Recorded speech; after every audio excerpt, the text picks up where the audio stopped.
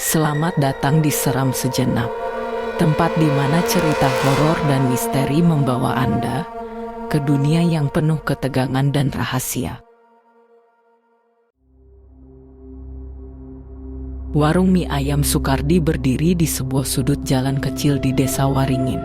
Dari luar, warung itu tampak sederhana, dengan bangunan kayu yang sudah mulai lapuk dan lampu neon yang berkerlap-kerlip seperti akan padam. Namun, setiap hari, antrean panjang selalu terlihat di depan warung itu. Penduduk desa hingga orang-orang dari luar kota rela menunggu berjam-jam hanya untuk mencicipi semangkuk mie ayam Sukardi yang terkenal. Banyak yang memuji kelezatan mie ayam itu. Kuahnya kental, gurih, dengan rasa yang sulit dijelaskan, seolah-olah ada sesuatu yang membuat lidah ingin terus mencicipi. Ayamnya empuk, berpadu sempurna dengan taburan bawang goreng yang aromanya menggoda. Tapi bagi sebagian orang, rasa itu terlalu aneh, seperti ada sesuatu yang tidak wajar. Malam itu, hujan deras mengguyur desa. Namun, warung Sukardi tetap penuh sesak. Di meja pojok, seorang pemuda bernama Arman duduk sendirian. Ia baru pertama kali mencoba mie ayam Sukardi setelah mendengar cerita dari teman-temannya. Ketika mangkuk mie ayam itu dihidangkan, aroma kuahnya langsung menyeruak, membuat perutnya keroncongan meski sebelumnya ia merasa kenyang. Namun, saat Arman menyendok mie ayam itu ke mulutnya, ia merasakan sesuatu yang aneh. Rasanya memang lezat, tapi ada rasa getir samar yang membuatnya sedikit mual. Ia memandang ke sekeliling, berharap menemukan sesuatu yang bisa menjelaskan perasaan ganjil itu. Namun, semua orang tampak menikmati makanan mereka. Bahkan ada yang memuji-muji Sukardi yang sedang sibuk di dapur. Rasanya nggak ada duanya, Pak Sukardi, teriak seorang pelanggan dari meja dekat pintu. Sukardi hanya tersenyum tipis sambil menyeka keringat di dahinya. Arman mencoba mengabaikan perasaan aneh itu dan melanjutkan makannya. Namun, tiba-tiba ia merasa tengkuknya meremang. Dari sudut matanya, ia melihat bayangan hitam melintas di belakang dapur. Ia menoleh cepat, tapi tidak ada apa-apa. "Mas, kenapa? Ada yang salah dengan makanannya?" tanya seorang pelayan yang melihat ekspresi tegang Arman. "Ah, enggak apa-apa," jawab Arman gugup. Tapi perasaan itu tidak hilang. Ia merasa seperti sedang diawasi. Sementara itu, di dapur, Sukardi tampak sedang mengaduk panci besar berisi kuah mie ayam. Matanya terlihat cekung, dan wajahnya penuh peluh. Di sebelahnya, sebuah mangkuk kecil berisi cairan hitam pekat yang mengeluarkan aroma menyengat. Dengan hati-hati, Sukardi menuangkan beberapa tetes cairan itu ke dalam panci. Ia berbisik pelan, seperti sedang berbicara dengan seseorang yang tak terlihat. "Ini bagianmu," gumamnya dengan suara serak. "Jangan sampai ada yang tahu." Di luar dapur, pelanggan terus berdatangan.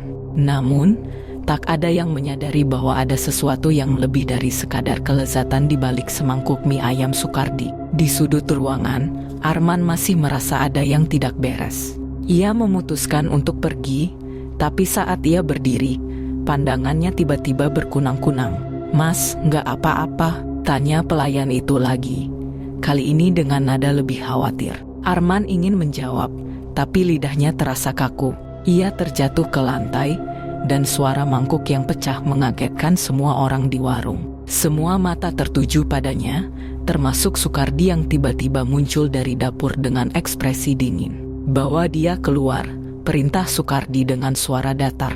"Dia pasti kecapekan." Dua orang pelanggan membantu mengangkat Arman keluar. Namun, di balik hujan deras, Sukardi menatap tubuh Arman dengan sorot mata tajam. Di dalam warung, pelanggan lain kembali makan, seolah tidak terjadi apa-apa. Hanya satu hal yang tersisa di udara, rasa takut yang tak terucapkan. Dan malam itu, satu lagi rahasia gelap warung mie ayam Sukardi tersimpan rapi. Pagi itu, Desa Waringin digemparkan oleh kabar hilangnya seorang pemuda bernama Arman. Ia terakhir terlihat malam sebelumnya, saat makan di warung mie ayam Sukardi. Keluarganya yang cemas melapor ke kepala desa setelah Arman tak kunjung pulang. "Dia tidak pernah begini sebelumnya," kata ibu Arman dengan suara bergetar. "Biasanya dia selalu memberi kabar kalau pulang terlambat. Kabar itu menyebar cepat. Beberapa warga mulai menghubungkan hilangnya Arman dengan kejadian-kejadian aneh yang terjadi di warung Sukardi. Dalam 6 bulan terakhir, ada 3 orang yang menghilang tanpa jejak setelah makan di sana. Namun, tak ada bukti yang cukup untuk mengaitkan Sukardi dengan kejadian tersebut. Malam harinya, Dina, seorang jurnalis investigasi muda yang kebetulan sedang mengunjungi desa itu, mendengar cerita tentang Arman. Naluri jurnalistiknya langsung terpanggil. Ia merasa ada sesuatu yang lebih besar di balik hilangnya pemuda itu. Warung Sukardi, ya, gumam Dina sambil mencatat di buku kecilnya. Aku harus melihat tempat itu sendiri. Dina memutuskan untuk menyelidiki. Ia pergi ke warung Sukardi malam itu, menyamar sebagai pelanggan biasa. Warung itu seperti biasanya ramai, penuh dengan aroma kuah mie ayam yang menggoda. Dina memesan semangkuk mie ayam dan duduk di meja dekat dapur, berharap bisa mengamati aktivitas Sukardi lebih dekat.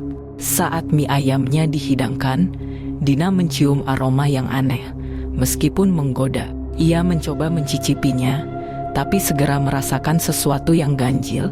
Rasa kuahnya terlalu pekat, hampir seperti ada sesuatu yang tidak seharusnya ada di sana. Ia mencatat setiap detail di buku kecilnya, termasuk ekspresi para pelanggan yang tampak seperti terhipnotis saat menyantap makanan mereka. Ketika Dina sedang asyik mencatat, ia mendengar suara dari dapur. Suara itu seperti bisikan, tapi cukup keras untuk membuat bulu kuduknya meremang. Ia berpura-pura pergi ke toilet, yang kebetulan berada di dekat dapur. Dari celah pintu, ia melihat Sukardi sedang berdiri di depan panci besar, berbicara sendiri. Sudah cukup untuk malam ini, kata Sukardi dengan suara serak. Jangan terlalu rakus. Dina menahan napas. Siapa yang sedang dia ajak bicara? Tidak ada orang lain di dapur. Namun, Dina merasakan aura gelap yang memenuhi ruangan itu. Ia mencoba mendekat, tapi kakinya tiba-tiba terasa berat, seperti ada sesuatu yang menahannya. Ketika Dina kembali ke meja, ia memutuskan untuk bertanya kepada pelayan tentang Arman. Mas, beberapa hari ini ada pelanggan yang hilang setelah makan di sini, tanyanya dengan nada santai. Pelayan itu tampak gugup. Ia melihat ke arah dapur sebelum menjawab. Saya nggak tahu, Mbak, tapi kalau Mbak mau tahu lebih banyak, jangan tanya di sini. Dina tahu ia sudah menyentuh sesuatu yang sensitif.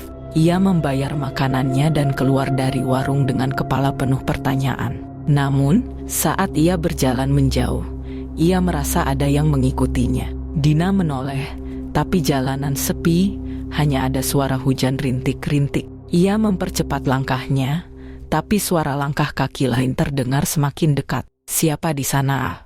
Teriak Dina, mencoba terlihat berani. Tidak ada jawaban. Tapi dari balik bayangan pohon, ia melihat sosok Sukardi berdiri diam, menatapnya dengan tatapan dingin. Dina merasa darahnya membeku. Kalau kau ingin tahu lebih banyak, Dina, kau harus siap menerima risikonya, kata Sukardi tiba-tiba.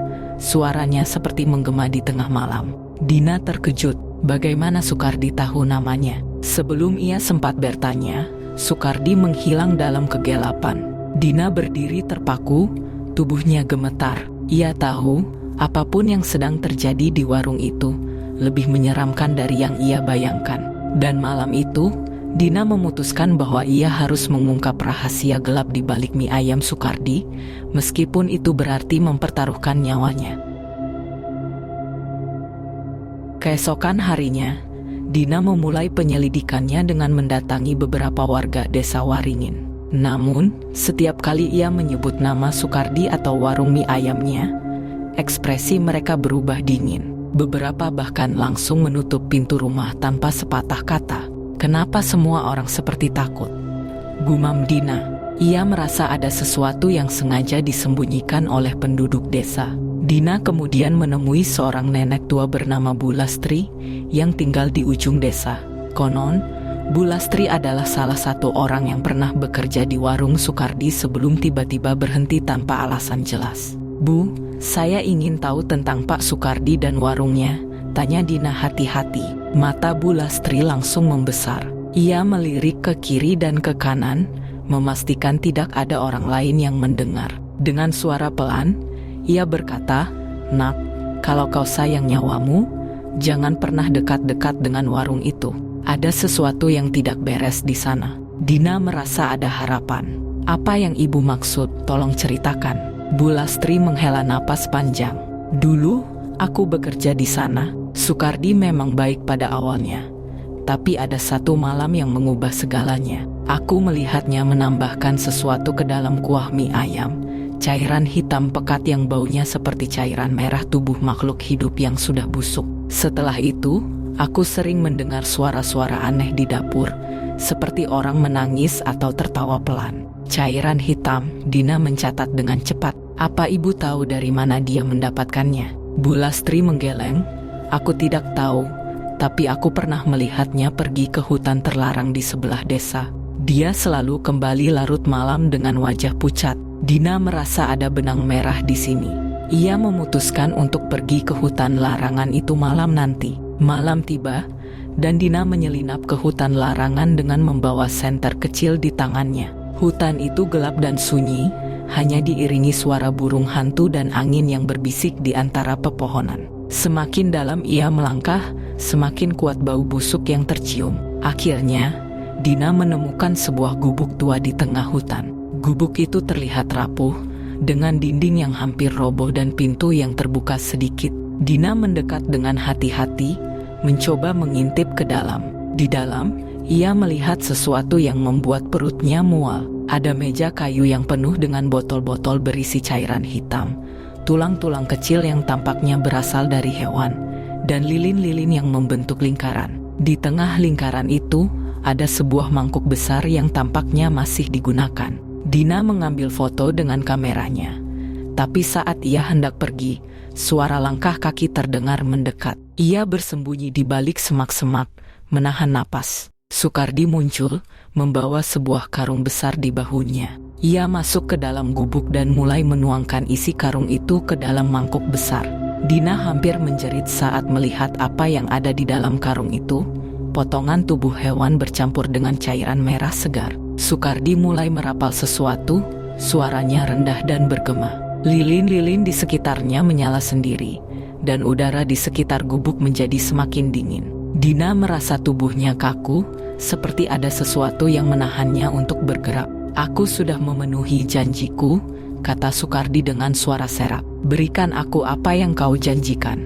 Tiba-tiba, dari bayangan di sudut gubuk, muncul sosok hitam tinggi dengan mata merah menyala. Dina menahan napas, tubuhnya gemetar hebat. Sosok itu tertawa pelan, lalu mendekati Sukardi. "Kau tahu aturannya, Sukardi." Suara sosok itu terdengar seperti desis ular. "Kelezatan mie ayammu harus dibayar dengan jiwa-jiwa segar." Dina ingin lari, tapi kakinya terasa berat. Ia hanya bisa melihat dari balik semak-semak, berharap sosok itu tidak menyadarinya. Setelah beberapa menit yang terasa seperti seabad, Sukardi selesai dengan ritualnya. Sosok hitam itu menghilang, dan Sukardi keluar dari gubuk dengan wajah lelah. Dina menunggu sampai ia benar-benar pergi sebelum berlari keluar dari hutan dengan napas terengah-engah. Malam itu, Dina menyadari bahwa mie ayam Sukardi bukan hanya soal rasa. Ada sesuatu yang jauh lebih gelap, lebih menyeramkan, yang tersembunyi di balik kelezatannya. Dan ia tahu, penyelidikannya baru saja dimulai. Dina duduk di kamarnya malam itu, menatap foto-foto yang diambilnya di gubuk tengah hutan. Rasa takut masih menghantui, tapi ia tahu harus melangkah lebih jauh. Untuk memahami rahasia gelap Sukardi, ia perlu menggali masa lalunya. Dina mulai mencari tahu tentang kehidupan Sukardi sebelum ia menjadi penjual mie ayam yang terkenal. Esok harinya, Dina pergi ke rumah kepala desa, Pak Wiryo, seorang pria tua yang dikenal sebagai penjaga cerita desa. Dina berharap, sebagai orang yang sudah lama tinggal di desa Waringin, Pak Wiryo mengetahui sesuatu. "Apa yang kau cari tentang Sukardi?" tanya Pak Wiryo dengan nada hati-hati. "Saya ingin tahu siapa dia sebelum membuka warung mie ayam," jawab Dina. "Ada sesuatu yang tidak wajar di sana." Pak Wiryo menghela napas panjang. Ia mengeluarkan sebuah kotak kayu tua dari lemari, lalu membuka isinya. Di dalamnya ada foto-foto lama dan dokumen yang berdebu. Ia mengeluarkan sebuah foto Sukardi muda bersama seorang wanita dan seorang anak kecil. "Ini Sukardi dulu," kata Pak Wiryo, menunjuk foto itu. "Dia bukan orang asli sini. Dia datang ke desa ini sekitar 10 tahun lalu bersama istri dan anaknya." Dina memandang foto itu dengan seksama. Sukardi terlihat jauh berbeda, lebih muda, lebih ceria, dan tampak bahagia bersama keluarganya. "Apa yang terjadi pada keluarganya?" tanya Dina. Pak Wiryo menunduk. "Istrinya meninggal dalam kecelakaan aneh di hutan larangan. Anak mereka juga menghilang tak lama setelah itu." Setelah kejadian itu, Sukardi berubah. Dia menjadi pendiam, tertutup, dan tiba-tiba membuka warung mie ayam yang langsung laris manis. "Tolong ceritakan lebih banyak tentang kecelakaan itu, Pak," pinta Dina. Pak Wiryo mengangguk pelan. "Kecelakaan itu terjadi di malam purnama. Sukardi dan keluarganya pergi ke hutan larangan, meski sudah diperingatkan untuk tidak ke sana. Keesokan harinya, warga menemukan istrinya tewas dengan luka aneh di tubuhnya, seperti dicakar binatang buas. Sukardi selamat, tapi ia tak pernah mau menceritakan apa yang sebenarnya terjadi. Hanya dia yang tahu." Malam itu, Dina tidak bisa tidur. Ia terus memikirkan kecelakaan di hutan larangan dan bagaimana itu mungkin terkait dengan ritual yang dilihatnya. Dina memutuskan untuk mencari tahu lebih banyak tentang hutan larangan dan legenda yang mengelilinginya. Ia pergi ke perpustakaan desa, tempat ia menemukan sebuah buku tua berisi cerita rakyat lokal. Di dalamnya, ada kisah tentang siluman penunggu hutan Waringin, makhluk gaib yang menawarkan kekayaan dan kesuksesan kepada siapa saja yang berani melakukan perjanjian dengannya. Namun, perjanjian itu memiliki harga yang mengerikan, pengorbanan jiwa manusia secara berkala. Dina merasakan bulu kuduknya meremang. Semua petunjuk mulai terhubung: Sukardi, cairan hitam, gubuk di hutan, dan hilangnya beberapa orang di desa. Dina memutuskan untuk menemui seorang dukun tua bernama Pak Roso, yang dikenal memiliki pengetahuan tentang hal-hal gaib. Pak Roso tinggal di pinggiran desa, jauh dari keramaian. "Aku tahu kenapa kau datang," kata Pak Roso begitu Dina memasuki rumahnya. "Kau ingin tahu tentang Sukardi dan perjanjiannya dengan penunggu hutan." Dina terkejut. "Bagaimana Bapak tahu?" Pak Roso tersenyum tipis. "Energi gelap itu sudah lama terasa. Sukardi adalah salah satu dari mereka yang berani mengusik penunggu hutan. Dia meminta kekayaan, dan penunggu itu memberinya resep yang membuat mie ayamnya tak tertandingi. Tapi kau tahu, semua itu ada harganya." Pak Roso menjelaskan bahwa Sukardi telah membuat perjanjian dengan penunggu hutan untuk memberikan jiwa manusia sebagai pengorbanan. Jiwa-jiwa itu diserap melalui kuah mie ayam yang ia sajikan. Setiap mangkuk yang dimakan, semakin kuat pengaruh penunggu itu. "Lalu, bagaimana menghentikannya?" tanya Dina dengan nada serius. Pak Roso menggeleng. "Menghentikannya tidak mudah. Penunggu itu hanya bisa dihancurkan jika perjanjiannya dilanggar. Tapi Sukardi tidak akan pernah membiarkan itu terjadi. Dia sudah terlalu jauh terikat." Dina merasa napasnya berat. Ia tahu ini bukan hanya soal mengungkap kebenaran. Ini adalah pertarungan melawan sesuatu yang jauh lebih besar dari yang ia bayangkan. Malam itu, Dina memutuskan untuk kembali ke warung Sukardi. Ia tahu risikonya, tapi ia harus mencari bukti lebih banyak. Ketika ia tiba di sana, warung itu sudah sepi. Dina menyelinap ke dapur, berharap menemukan sesuatu yang bisa mengungkap rahasia Sukardi. Namun, saat ia membuka salah satu panci besar, ia menemukan cairan hitam pekat yang berbau busuk. Cairan itu tampak seperti hidup, bergerak pelan seperti gelombang kecil.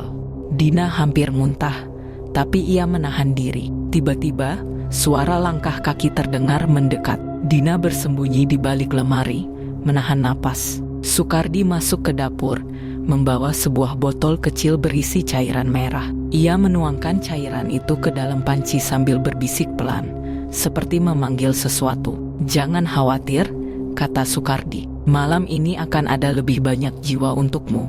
Dina merasa tubuhnya gemetar. Ia tahu Sukardi sedang merencanakan sesuatu yang mengerikan. Dan kali ini, ia harus menghentikannya, apapun risikonya.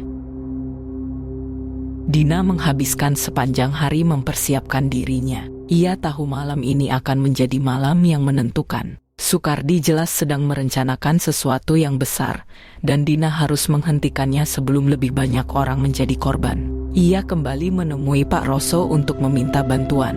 Dukun tua itu memberikan sebuah kantong kecil berisi garam hitam dan seutas tali anyaman dari serat kelapa. "Garam ini akan melindungimu dari energi jahat," kata Pak Roso. "Dan tali ini, jika kau berhasil mengikat Sukardi atau penunggu hutan dengan tali ini, kekuatan mereka akan terhenti sementara. Tapi bagaimana dengan penunggu hutan itu sendiri?"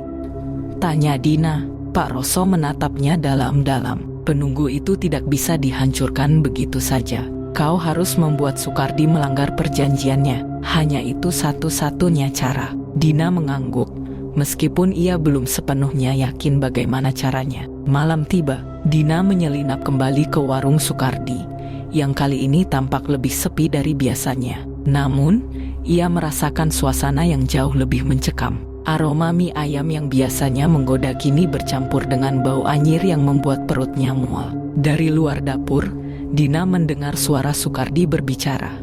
Ia mengintip melalui celah pintu dan melihat Sukardi berdiri di depan panci besar, memegang botol kecil berisi cairan merah gelap. Di sekelilingnya, lilin-lilin hitam menyala, menciptakan bayangan menyeramkan di dinding. "Kali ini, aku memberikanmu lebih banyak," kata Sukardi. Suaranya penuh pengabdian. "Berikan aku kekayaan yang lebih besar, kekuatan yang lebih hebat." Tiba-tiba, dari dalam panci, muncul asap hitam tebal. Asap itu membentuk sosok menyeramkan dengan mata merah menyala. Dina menahan napas, tubuhnya gemetar. Penunggu hutan itu muncul di hadapan Sukardi, tertawa kecil dengan suara yang membuat bulu kuduk berdiri. "Kau sudah memenuhi janjimu dengan baik, Sukardi," kata penunggu itu. "Tapi ingat, kekayaanmu tidak akan bertahan lama tanpa pengorbanan lebih besar." "Aku siap," jawab Sukardi tanpa ragu. Penunggu itu mengangguk. "Bagus. Malam ini, kau harus membawa lebih banyak jiwa. Aku ingin pesta." Dina tahu ia tidak bisa menunggu lebih lama. Ia masuk ke dapur dengan langkah tegas, membuat Sukardi dan penunggu itu terkejut. "Apa yang kau lakukan di sini?" tanya Sukardi, wajahnya penuh kemarahan. "Aku tahu semua rahasiamu, Sukardi," kata Dina, mencoba menyembunyikan rasa takutnya. "Aku tahu kau telah mengorbankan nyawa untuk kekayaanmu. Ini harus dihentikan." Penunggu hutan tertawa kecil. "Kau pikir kau bisa menghentikan kami, manusia lemah?" Dina meraih kantong garam hitam dari sakunya dan melemparkannya ke arah penunggu. Sosok itu langsung mengeluarkan suara melengking. Tubuhnya mundur beberapa langkah. Sukardi terkejut, tapi dengan cepat mencoba menyerang Dina. Namun, Dina sudah siap. Ia meraih tali anyaman yang diberikan Pak Roso dan melingkarkannya di tangan Sukardi. Sukardi meronta, tapi tali itu mengencang dengan sendirinya, membuatnya tidak bisa bergerak. "Apa yang kau lakukan?" teriak Sukardi. "Ini sudah cukup, Sukardi," kata Dina dengan tegas. "Hentikan semua ini sebelum lebih banyak orang menjadi korban." Penunggu hutan kembali maju, meskipun tubuhnya tampak melemah karena garam hitam. "Sukardi, jangan dengarkan dia.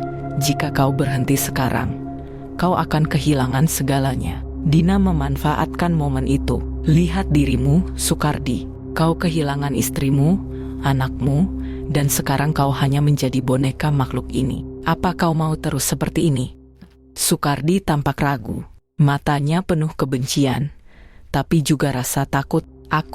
Aku tidak punya pilihan lain. Jika aku berhenti, dia akan membunuhku. Tidak ada yang lebih buruk dari apa yang sudah kau lakukan," kata Dina dengan suara bergetar. "Ini waktunya kau menebus semua kesalahanmu." Penunggu hutan berteriak marah. "Jangan dengarkan dia, Sukardi, kau milikku."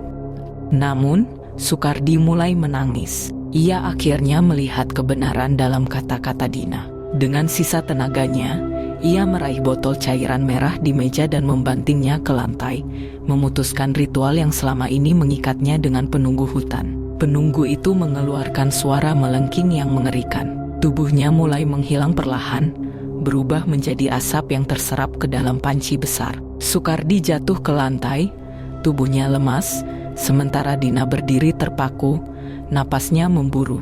Ketika semuanya berakhir, Dina membantu Sukardi keluar dari dapur. Sukardi tampak seperti pria yang telah kehilangan segalanya, tapi ada penyesalan di matanya. Aku tidak tahu bagaimana memperbaiki semua ini, katanya lirih. Kau bisa mulai dengan mengakui semua yang kau lakukan, kata Dina. Mungkin tidak akan mengembalikan apa yang hilang, tapi itu langkah pertama.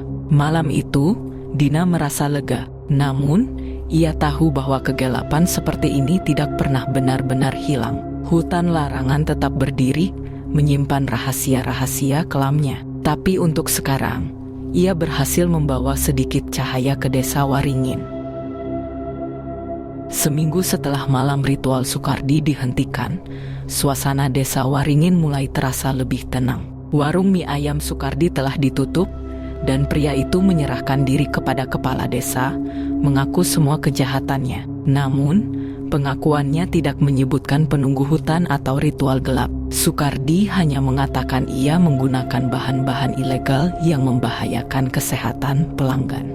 Bagi Dina, ini adalah kebohongan besar. Ia tahu kebenaran yang lebih mengerikan, tapi siapa yang akan mempercayainya? Malam itu, Dina sedang merapikan catatannya di kamar ketika ia mendengar suara ketukan di jendela. Ketukan itu pelan, hampir tidak terdengar, tapi cukup untuk membuat bulu kuduknya berdiri. Dengan ragu, ia membuka tirai jendela. Tidak ada siapapun di luar, hanya bayangan pohon yang bergoyang diterpa angin. Namun, ketika ia menutup tirai, ia mendengar suara berbisik. Dina, kau telah mengusik sesuatu yang tidak seharusnya. Suara itu dingin, seperti berasal dari sudut-sudut gelap dunia. Dina berbalik cepat, tapi kamarnya kosong. Ia mencoba meyakinkan dirinya bahwa itu hanya halusinasinya akibat kelelahan. Keesokan harinya, Dina memutuskan untuk menemui Pak Roso lagi. Ia merasa ada sesuatu yang belum selesai. Pak Roso, apakah mungkin penunggu hutan itu masih ada? Tanya Dina dengan nada khawatir. Pak Roso menatapnya lama, kemudian menghela napas. Penunggu itu tidak pernah benar-benar pergi. Dina, kau hanya memutuskan satu perjanjiannya. Tapi selama hutan itu berdiri, kekuatannya tetap ada. Jadi, apa yang harus aku lakukan? Penunggu itu akan mencoba kembali, Dina. Ia akan mencari orang lain yang lemah dan serakah untuk melanjutkan perjanjiannya. Satu-satunya cara untuk menghentikannya adalah dengan menghancurkan tempat ia tinggal, gubuk di hutan larangan. Tapi itu bukan tugas yang mudah. Dina berdiri di tepi hutan larangan, ditemani Pak Roso dan dua warga desa yang berani membantu, Arman dan Joko. Malam itu bulan sabit menggantung rendah di langit. Cahayanya temaram menembus celah-celah pohon. Suara hutan terdengar lebih hidup dari biasanya, desiran angin, gemerisik daun, dan sesekali suara burung hantu yang melengking tajam. Jika kau benar-benar ingin menghancurkan gubuk itu, kau harus bersiap menghadapi apapun, kata Pak Roso, suaranya berat. Penunggu hutan tidak akan tinggal diam. Dina mengangguk, meskipun hatinya berdegup kencang. Di tangannya, ia menggenggam kantong garam hitam dan tali anyaman kelapa, sementara Arman membawa obor dan Joko memegang parang. Apapun yang terjadi, jangan berpencar, lanjut Pak Roso. Hutan ini bisa menipu pikiran kalian. Mereka mulai berjalan memasuki hutan. Udara semakin dingin, dan kabut tipis mulai menyelimuti tanah. Semakin dalam mereka melangkah, suara-suara aneh mulai terdengar, bisikan samar, tawa kecil, dan langkah kaki yang tidak berasal dari mereka. Pak, apa itu? Tanya Joko dengan suara gemetar, menunjuk ke arah semak-semak yang bergoyang. Pak Roso menenangkan mereka. Jangan takut, itu hanya ilusi. Penunggu sedang mencoba mengacaukan pikiran kita. Namun, Dina merasa ada sesuatu yang lebih dari sekadar ilusi. Ia bisa merasakan mata-mata tak terlihat yang mengawasi mereka dari kegelapan. Setelah berjalan hampir 1 jam, mereka tiba di gubuk tua yang Dina lihat sebelumnya. Gubuk itu tampak lebih menyeramkan di malam hari, dengan dinding kayu lapuknya yang ditumbuhi lumut dan atap jerami yang hampir runtuh. Di sekitarnya, lilin-lilin hitam menyala, meskipun tidak ada tanda-tanda kehidupan. Ini tempatnya, kata Dina dengan suara pelan. Pak Roso mengeluarkan segenggam garam hitam dan menaburkannya di sekitar mereka, membentuk lingkaran perlindungan. Kita harus cepat, hancurkan gubuk ini sebelum sesuatu muncul. Arman dan Joko mulai merobohkan dinding gubuk dengan parang, sementara Dina dan Pak Roso menjaga sekitar. Namun, saat pukulan pertama mengenai kayu, suara jeritan melengking terdengar dari dalam gubuk, membuat semua orang terhenti. "Apa itu?" tanya Arman, wajahnya pucat. Dari dalam gubuk, asap hitam tebal mulai keluar, membentuk sosok penunggu hutan. Sosok itu lebih besar dan lebih menyeramkan dari sebelumnya, dengan mata merah menyala dan tubuh yang seperti bayangan hidup. "Kalian berani mengusikku lagi?" Suara penunggu itu menggema, membuat tanah di sekitar mereka bergetar. Dina merasakan ketakutan yang luar biasa, tapi ia tahu ini adalah saatnya untuk melawan. Ia meraih kantong garam hitam dan melemparkannya ke arah penunggu. Asap hitam itu berteriak kesakitan, tubuhnya mundur beberapa langkah. "Kalian tidak bisa menghancurkan tempat ini. Aku adalah bagian dari hutan ini." Pak Roso melantunkan mantra, suaranya tegas dan penuh keyakinan. Lingkaran perlindungan mulai bersinar, mencegah penunggu mendekat. Namun, penunggu itu tidak menyerah. Ia mulai memanggil makhluk-makhluk kecil dari bayangannya, sosok-sosok menyerupai anjing hitam dengan mata bercahaya. Makhluk-makhluk itu menyerang lingkaran perlindungan, mencoba menerobos masuk. Joko berteriak dan mengayunkan parang ke arah salah satu makhluk, tapi parang itu hanya menembus udara kosong. "Kita harus menghancurkan gubuk ini sekarang juga," teriak Pak Roso. Dina, Arman, dan Joko bekerja secepat mungkin, merobohkan dinding dan atap gubuk. Setiap kayu yang hancur membuat penunggu semakin lemah. Tubuhnya terlihat seperti asap yang mulai memudar. Namun, penunggu itu tidak tinggal diam. Ia mengarahkan serangan terakhirnya ke Dina, melesat seperti angin gelap. Dina terjatuh, kantong garamnya terlempar dari genggaman. Penunggu itu mendekatinya, cengkeramannya dingin seperti es, membuat Dina sulit bernapas. "Jika kau menghancurkan tempat ini, kau juga akan membangkitkan kutukan yang lebih besar," bisik penunggu itu. Dina hampir menyerah, tapi ia melihat tali anyaman kelapa di dekatnya. Dengan sisa tenaganya, ia meraih tali itu dan melemparkannya ke arah penunggu. Tali itu melilit tubuh asap penunggu, membuatnya melengking kesakitan. "Sekarang hancurkan semuanya," teriak Dina. Arman dan Joko memberikan pukulan terakhir ke tiang utama gubuk, membuat seluruh struktur runtuh ke tanah. Penunggu itu mengeluarkan jeritan terakhir sebelum tubuhnya menghilang bersama reruntuhan. Ketika semuanya selesai, hutan kembali sunyi. Kabut mulai menghilang, dan udara terasa lebih ringan. Dina duduk di tanah, napasnya tersengal-sengal. Pak Roso membantu berdiri, menepuk bahunya dengan lembut. "Kau telah menyelesaikan tugas yang besar, Dina," kata Pak Roso. "Tapi ingat, kegelapan seperti ini tidak pernah benar-benar hilang. Kau hanya menunda waktunya." Dina menatap reruntuhan gubuk itu dengan perasaan campur aduk. Ia tahu pertempuran ini telah usai, tapi ancaman di Desa Waringin mungkin belum sepenuhnya berakhir. Malam itu, mereka meninggalkan hutan dengan perasaan lega, meskipun bayang-bayang masa lalu masih menghantui pikiran Dina. Apa yang akan terjadi selanjutnya? Hanya waktu yang bisa menjawab. Setelah malam penuh ketegangan itu, Desa Waringin perlahan kembali ke rutinitasnya. Namun, bagi Dina, semuanya terasa berbeda. Meskipun gubuk penunggu hutan telah dihancurkan, ia merasakan ada sesuatu yang masih mengintai di balik bayang-bayang.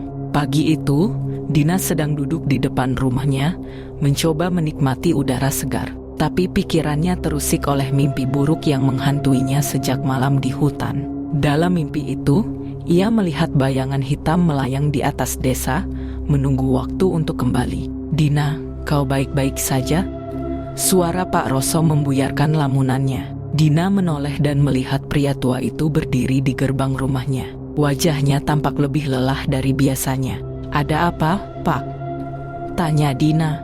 "Aku datang untuk memperingatkanmu," kata Pak Roso dengan nada serius. "Semalam aku bermimpi. Penunggu itu memang telah lenyap, tapi ia meninggalkan jejak kekuatannya di hutan. Dan jejak itu bisa memanggil sesuatu yang lebih besar. Dina merasakan jantungnya berdegup kencang. Apa maksudnya sesuatu yang lebih besar? Penunggu itu bukanlah makhluk paling kuat di hutan larangan. Ia hanya perantara. Jika jejak energinya ditemukan oleh makhluk lain, desa ini akan menghadapi bahaya yang lebih besar, jelas Pak Roso. Malam itu, Dina tidak bisa tidur. Kata-kata Pak Roso terus terngiang di kepalanya. Ia memutuskan untuk membuka kembali catatan lamanya tentang hutan larangan, mencoba mencari petunjuk. Saat ia membolak-balik halaman, ia menemukan sesuatu yang aneh. Gambar simbol kuno yang pernah ia lihat di dinding gubuk penunggu. Simbol itu menyerupai lingkaran dengan garis-garis melengkung, seperti akar pohon yang menjalar.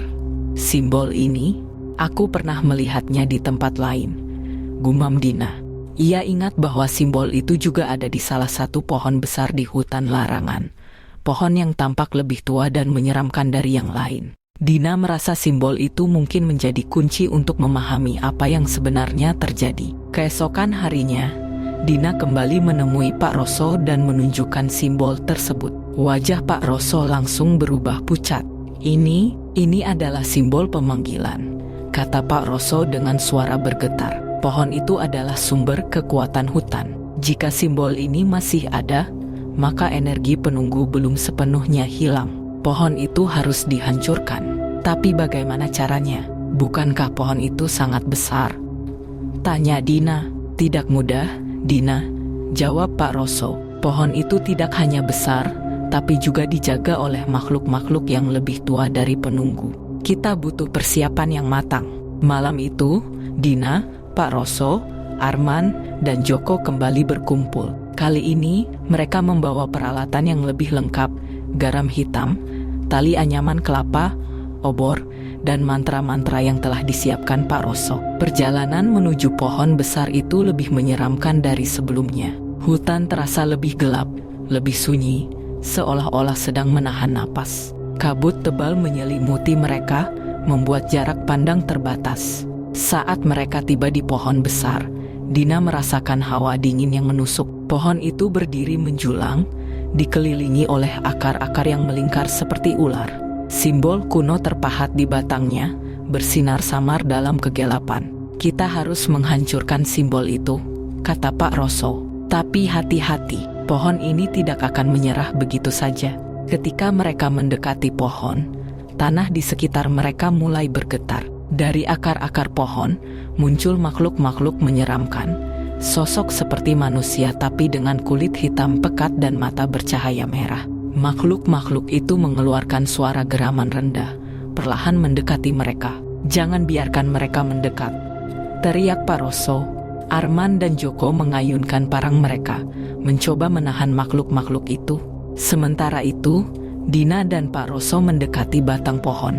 Dina meraih garam hitam dan mulai menaburkannya di simbol, sementara Pak Roso melantunkan mantra. Makhluk-makhluk itu semakin banyak, menyerang tanpa henti. Arman terluka di lengannya, tapi ia tetap bertahan. Dina merasakan ketegangan yang luar biasa, tapi ia terus menaburkan garam, berharap itu cukup untuk menghancurkan simbol. Tiba-tiba, pohon itu mengeluarkan suara melengking yang memekakkan telinga. Akar-akar pohon mulai bergerak, mencoba menyerang Dina dan Pak Roso. Salah satu akar melilit kaki Dina, menariknya ke udara. Dina, teriak Joko, mencoba memotong akar itu dengan parang. Dengan sisa tenaganya, Dina meraih tali anyaman kelapa dan melemparkannya ke batang pohon, melilitkan tali itu di simbol. Tali itu langsung bersinar, membakar simbol dengan api biru yang menyala terang. Pohon itu mengeluarkan jeritan terakhir sebelum seluruh tubuhnya retak dan runtuh. Makhluk-makhluk hitam itu menghilang, lenyap bersama energi pohon. Ketika semuanya berakhir, hutan kembali sunyi. Dina terjatuh ke tanah, tubuhnya lemas. Pak Roso membantu membangunkannya, sementara Arman dan Joko saling menopang, kelelahan tapi lega. Kau berhasil, Dina, kata Pak Roso dengan suara pelan. Pohon itu adalah sumber kegelapan. Tanpanya, hutan ini akan kembali seperti semula. Dina menatap sisa-sisa pohon yang kini hanya menjadi abu. Ia merasa lega, tapi juga tahu bahwa perjalanan ini telah mengubahnya. Hutan larangan mungkin telah kehilangan kekuatannya, tapi ia tidak akan pernah melupakan kengerian yang ia hadapi di sana. Malam itu, mereka meninggalkan hutan untuk terakhir kalinya, berharap tidak ada lagi yang berani mengusik kegelapan yang tersisa. Desa Waringin akhirnya merasakan kedamaian. Sejak pohon besar di hutan larangan dihancurkan, tidak ada lagi kejadian aneh atau suara-suara misterius yang mengganggu malam-malam mereka. Dina mencoba menjalani hidupnya seperti biasa, meski bayang-bayang dari petualangan gelapnya masih menghantui pikirannya.